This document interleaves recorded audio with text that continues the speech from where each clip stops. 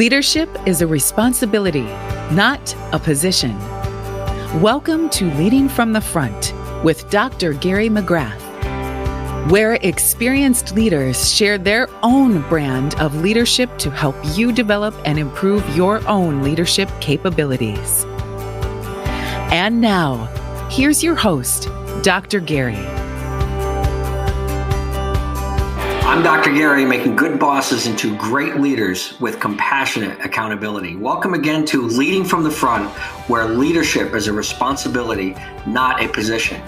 And today's guest is the founder of Catalyst Group, the creator of the Inside Out Success Method.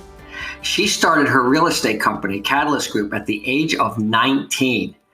She sustained her company through the housing crisis of 2007 through 2010 and continued to scale her business beyond the seven-figure mark to become one of the top performing real estate teams in the state of Idaho. She's been a single agent, has run a team, and has been a real estate broker for the Catalyst Group. And she personally funded and sold a development project consisting of 11 upper-tier luxury homes while still operating her real estate team. The inspiration fueling every pursuit has been to simplify success, shine a light on the truth of whatever may be in its way, and show others they can do anything they set their mind to. She guides female change makers all over the globe to discover inner freedom and fulfillment using the Inside Out Success Method. The purpose of the method is to accelerate transformation, create lasting success, and do it all from a limitless, beautiful inner state. Please welcome Stacy Barenfuss. Hello, Dr. Gary. So happy to be here. Thank you for having me.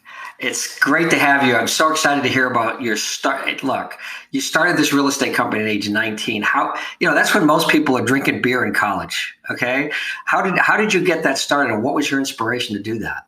The inspiration was really just the opportunity in real estate and in leadership of, creating your opportunity and having this unlimited, opportunity within real estate, or with, for me, it was within real estate, but within any pursuit was what was of most interest, that I could create change however I wanted to versus, having a ceiling or, limitations under someone else's maybe vision or company. Yeah. So it's interesting when you say this at this age that you decided to create the opportunity or create the change in your life that fit you. That's kind of unusual. Most people at 19, they're waiting for things to come to them, or they're going kind of the normal path. You didn't go like the average path. Was there a moment when that kind of hit you when 18, 19 years old, and you went, this path that other people taking just doesn't fit me. I want to try something different. Do you remember that moment or that transformation when that occurred? I do. It was funny. I went out and bought my first car. It was literally the day after I turned 18. And I value freedom very much. And so I was very motivated to get, out of the house, out of the rules, out of, that environment. And I remember going and buying the car and noting that change of the direction I was going to go, because I started to experience what it was like seeing an opportunity or seeing something that I wanted, going and making it happen, and how that felt, how that accomplishment, was done as far as, how it all unfolded. And I knew, because I actually was going to go to college and study international business, I knew that was not the direction, and that real estate and, going down this road was what was next. Yeah. You wanted something a little bit less conceptual and more doing in your life, right? And so, okay, I have to ask you, what was that first car? It was a 1996 black Honda Accord. I love it. So my first car, most people don't even know this, was a Datsun B210, because a Datsun was the name that Nissan had before it became Nissan. Oh. So that's how far back I go. I owned a Honda myself later on. So I think a lot of people in America have their good cars. You don't still have it today, do you? I don't, no. No. Okay. All right. So you went into real estate. You decided not to go into international business studies. Talk a little bit about how that started and you got your real estate license and the path that you took. And I want to hear about when you started your team and how that happened. Yes, yes. So I think it's important to note that the journey into real estate actually started when I was a senior in high school. So I was 17 and I was joking around with a few friends that I would apply as a salesperson at a local resort real estate office. More of like, the old game, well, not old game, but truth or dare, of like, I dare you to go do that. And so I did that, and the resort real estate office ended up calling me to interview me as one of the assistants to, the main sales coordinator. And so I started working part-time as an assistant in that office. And that is, where I started to see this opening, So then fast forward to getting licensed, when I was 19, I really wanted to, elevate the experience for consumers because across the board, unfortunately, most people have, had a bad experience with just lack of professionalism in the industry. So wanted to change that. So as I got started, I quickly saw that I could only do so much. And, after working pretty much all the time, I wanted to just figure out another way, of leverage, of scaling, of, wanting to just impact at that greater level. And so when I started thinking about the team, I started with having, one assistant that did the postcards, did all the admin kind of work. And it was very challenging for me to keep an assistant for several years. It was, a good 4 or 5 years where it was a revolving door, quite frankly, because I wanted to go so fast. I was really good at being a producer, but I had not, crossed the bridge in understanding the difference between being a producer and a leader, Yeah, that's this whole program, right? Leadership is a responsibility, not a position. And that's a real challenge for anybody that's an individual contributor and now has somebody to lead and manage. And to your point, people leave their boss. So these administrators were leaving your boss. Talk a little bit about some of the things that you did and what you changed to actually keep an admin, and what you learned down that path, the failures, the turnover. It probably bothered you that people were quitting, right? Absolutely. Yeah. Because it's, a full-time job dealing with that and then interviewing and then, basically starting over each time. And so, one of the biggest things that I would do that I changed was, I would give a task and then it wasn't done the way that I wanted because, of course, I didn't explain my expectations. I expected total mind readers. So I would take the task back. And, that, obviously did not feel empowering to the other people. And just it was consistent that every single admin, they said, like, we don't want to disappoint you. There was like a lot of fear around, disappointment. And so, that certainly has been the biggest change is having the confidence in the other person, admin, staff, team member to fail and correct the mistake. And, like you say, like have their back in that has been the biggest transformation. Yeah. So this is kind of an odd, it's counterintuitive when we think about it. Something's not getting done. You think you've been clear. So you take it back like you're helping, right? I'm going to help them. And they feel, anybody, 99 times out of 100, people want to do a good job. Right. And you're taking that away from them. Mm-hmm. So they're feeling that they've let you down. They feel like a loser. They feel like, they don't belong there. All of these things, So how many admins did you go through before you woke up? Gosh, I hate to admit, so many I can't even count. Okay. All right, that's okay. We've all been there when we go through this transformation from doer to leader. Yes. And then what happened? What made you realize that rather than hiring somebody that could just put up with Stacy, right? Mm-hmm. Sometimes that's what bosses do. They find somebody they keep with a revolving door until they find somebody that's willing to be a victim and just put up with you. but you decided this wasn't going to work. And I gotta say, there's an interesting thing that you said earlier, that I was trying to change the customer experience in real estate because of the level of professionalism that they were treating their buyers and all this stuff. And yet you didn't connect the dots between that experience and the experience of your employees.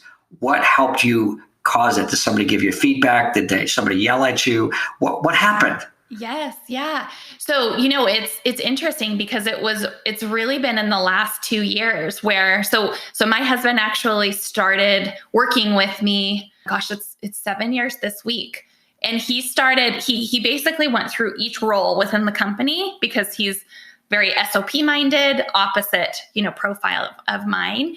And he was able to, of course, give different feedback because he had a different perspective. But it wasn't, until the last couple of years of me really getting clear and in my transformation of saying, okay, this isn't working. And what's the common denominator? A question, I've asked myself before, but, just to take a step back and see that there was that conflict, like you said, of wanting to provide X to the clients, but I was out of alignment within in a way, and so I think just taking that step back and seeing the common denominator and seeing not only the common denominator, but the feelings about it or my thoughts about it were the same with every admin. And so that connection, of saying like, okay, these people are completely different people, but I'm still thinking the same way, or I'm still feeling the same way, was, enough of an awareness to see like, oh, I haven't actually done anything to develop myself as a leader. There's the hole, there's the problem, and why those weren't clicking in my head. Yeah. So the first step, we talk about this all the time. First step is awareness. And I think that through these experiences, you said, this is not working. Okay. And if it's not working, the challenge that we have as leaders is you're trying to use the same skills in management or leadership that got you to where you are successfully in real estate. And it's a completely different set of skills, which you now know. Right. What was the first few things that in this realization that you decided to change? How did you make that transformation? What were the things that became so aware you wanted to change the way people felt about working with you? Yeah. So the first thing that I did is I actually stopped sharing with my husband, because what I noticed is that I would share things with him that I wouldn't share with another employee. And so I almost like plugged that leak, if you will, because when I would share things, it would almost perpetuate the bad habit versus using that energy to simply like journal about it or just reflect about it and then choose a new path. So that was the first thing. And although it seems small, it was really a great line in the sand for me to draw in the, new journey of transformation. And so did that. And then I just allowed myself, more space to reflect on situations that, seemed broken. And what I mean by that is like, if I gave instructions to someone and I didn't get the results that I wanted, taking a step back and actually evaluating it from what can I learn from this versus going right into coaching or going right into correction. And, at first that was a little uncomfortable just because everyone's used to hearing from me right away. And just taking the time to, be composed in the words I speak, the direction that I give, knowing the immense and profound effect that has on everyone. So being really intentional and purposeful about that was a next step. And then, I think just recognizing like the lack of clarity in those expectations and taking time, setting aside time to make sure that that's clear. And then asking the person, like, what did you hear? What did you go through? And then, explaining and just having that dialogue. Also, it created this buy-in from them because the holes that maybe were there in my expectations, like they co-created it with me, which of course helped me because I have all those blind spots. Being a visionary, I don't see all those details. And also helped them feel really heard in what they needed to be successful. Because like you said, 9 times out of 10, 9.8 times out of 10, people want to do a great job. And so that space and co-creation was really, really helpful. Yeah. So as I listen to this transformation, I'm going to say this in a more specific way, but here's what I'm hearing you say is, first of all, the focus went from you to them. Mm-hmm. Okay. Instead of you trying to make yourself right, trying to understand what went wrong in the communication. And like you said, to hear from them, what did you hear? Tell me back what you hear. I can only imagine there were a few times when they would feed back to you what you said, and you go, how did you get that? Right? Totally. And the other part, I'm gonna make a guess. You confirm this for me. When you were sharing with your husband, I'm gonna guess that you were sharing your frustration. Yes. You would share your frustration with people don't understand me. They're not listening to me. It's me. Mm-hmm. And you share that and you're like, okay, so you stop that constant desire to try to make yourself feel okay about this whole thing to, okay, stop, journal, reflect, think. And the job of a leader is to understand where they contribute to the whatever challenges we're faced with. And that's the transformation you made. You flipped the mindset to look at a bigger picture and understand who you were communicating with in a way that says, what did you hear? I love that. Yes, exactly. So tell me, bring us up to date on what your leadership style is like today versus a few years ago, and that transformation from doer manager to now leader.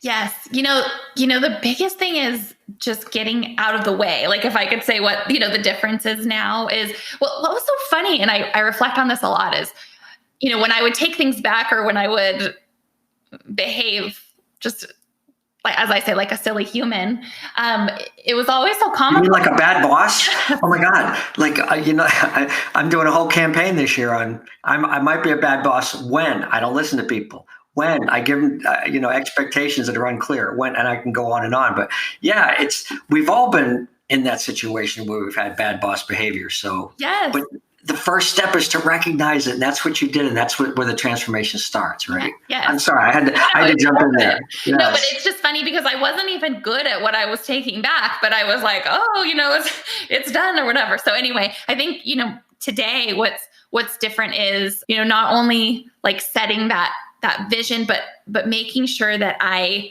really am conscious about the lane that I'm in and what my lane is.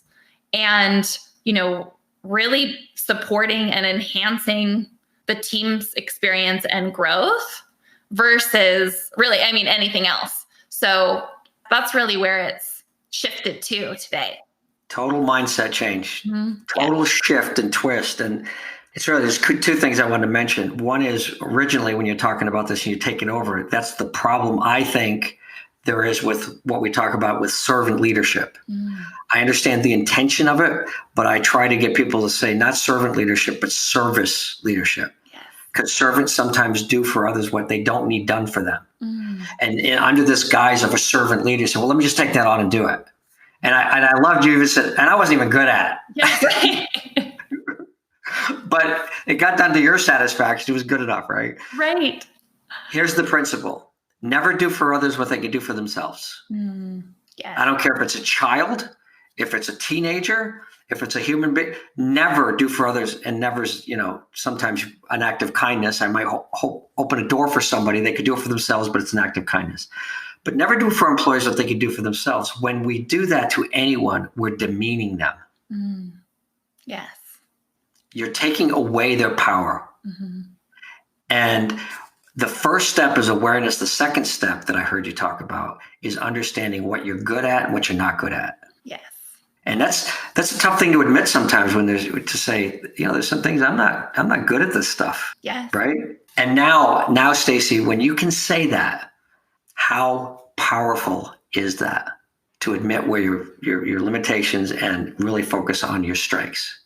It is the most, it's how total empowerment and total, inspiration, all of the positive words, that are available to us that we want to feel motivation, energize, all of that, when you actually can see like who you are in the equation and stay there and let everyone else shine as well.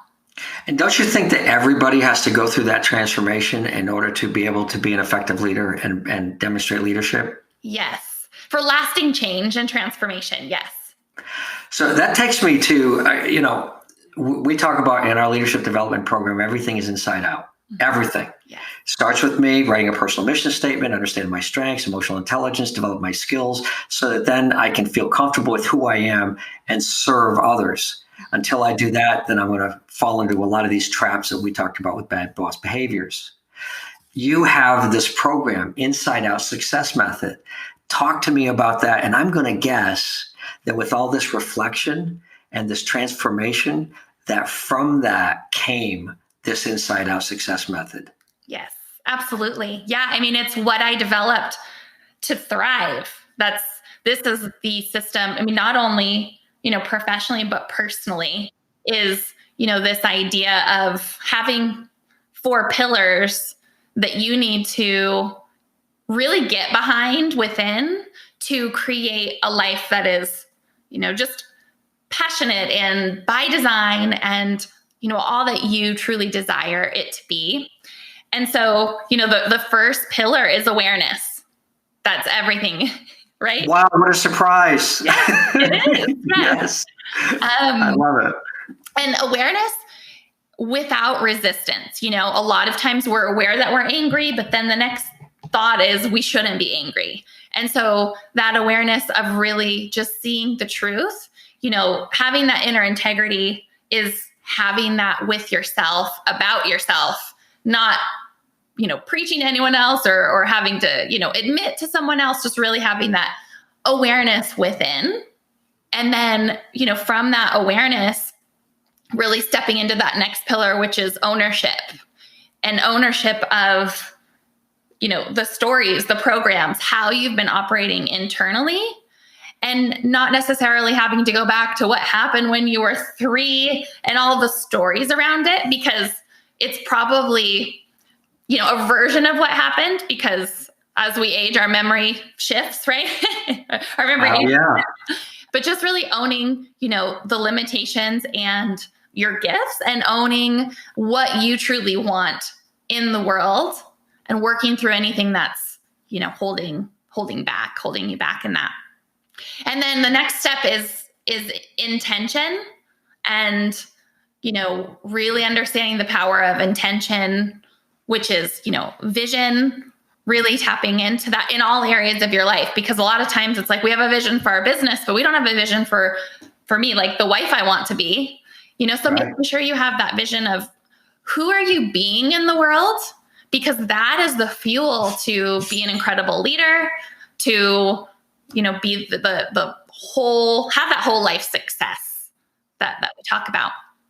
And then lastly is realization. It's, realization from the standpoint of realizing things, reflecting, and putting them into practice, but also the self-realization, of who you become in the process, and really making sure that you are stepping into your power in the ways that, your soul desires, and that the connection inside and out, out being the person that we show to the world, and like inside, what you truly want, your heart's desires, your bigger purpose, that those things are aligned, because that's how you make the greatest impact.